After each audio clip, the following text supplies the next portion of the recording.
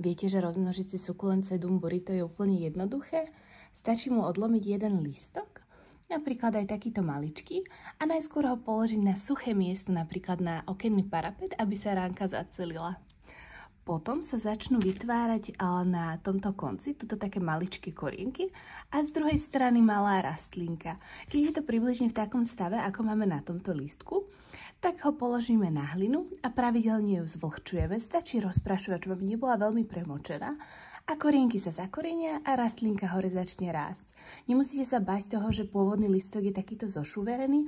Ono keď sa chytí tak korienkami, tak bude pekne ďalej rásť. No a tento som vám vytiahla zo zeminy už zakorenený, aby ste si to vedeli lepšie pozrieť. Takže takto zo spodnej strany sú korienky, ktoré už sú naozaj dlhé a hore už vyrástli nie jedna, ale dokonca dve ružice ďalšieho malého sedum burrito. No a potom, keď ich máte vedľa seba veľa, tak vám vyrastie takáto veľká rastlinka.